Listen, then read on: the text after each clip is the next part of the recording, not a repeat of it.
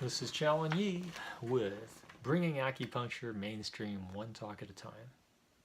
Today I want to talk about tongue diagnosis. Now, that's one of these basic diagnostic tools that a Chinese medicine doctor uses when he checks you out. Now, usually every time you come in the office, he'll take a look at your tongue and he'll check your pulse on both sides. And I talked about that earlier, how we check 3 positions on each side at 3 different depths basically and get the general characteristics of your patient. If you come in for the first time, we're getting a baseline. Everybody's going to be a little bit different. Some people come in naturally with what might seem like a softer, weaker pulse, and then if a couple of weeks from now you got something else going on, well, hey, so what's going on? So we also look at the tongue. Now the tongue, okay, look real quick at the tongue, and there's some general characteristics that we're looking at. We're looking at color.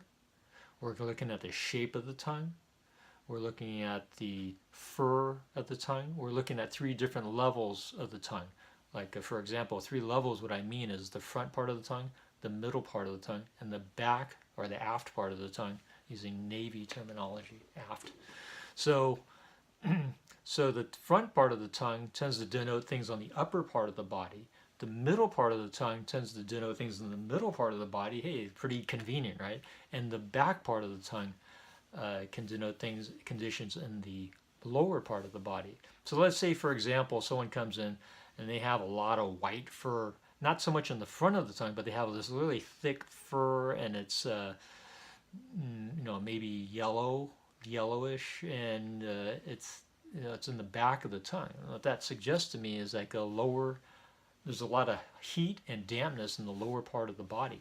And if you were to see something like that in the front of the tongue, that would be sort of a damp and heatness in the upper part of the body. You might see a red body of a tongue. That denotes heat. Pale tends to denote coldness.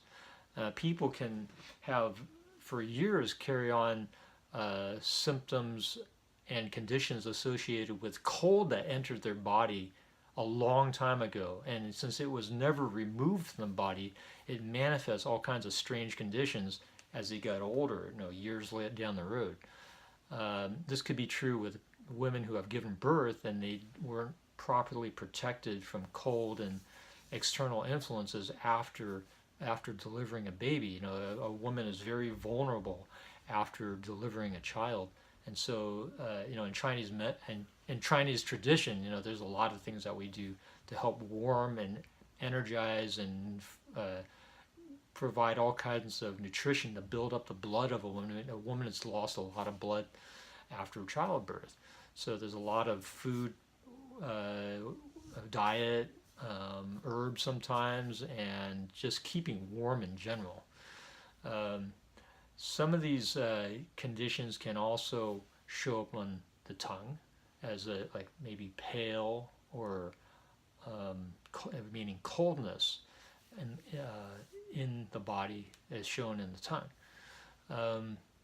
So this is a very quick overview just to give you a taste of what's going on with the tongue. Open up the mouth, take a look. We're looking at the shape. We're looking at the color. We're looking at the different areas. We're looking at the characteristics of the fur on the tongue, that little fuzzy stuff. And sometimes that fuzzy stuff is missing, and that means something too. There could be cracks in the tongue. There could be wavy sides that are not normal, but they tend to be very common with people who are not getting enough sleep or their digestion's a little weak. You could have these scalloped sides of the tongue. And so it's pretty interesting. I mean, it's just, you could write books and books, and there have been books and books and books throughout history written on tongue diagnosis. So anyways, I hope you thought this was interesting. And so if you have any questions about it, and hey, send me a picture of your tongue. Let's see what I think. So this is Challen Yi, bringing acupuncture mainstream one at a time, one day at a time. And I'll see you on the next video.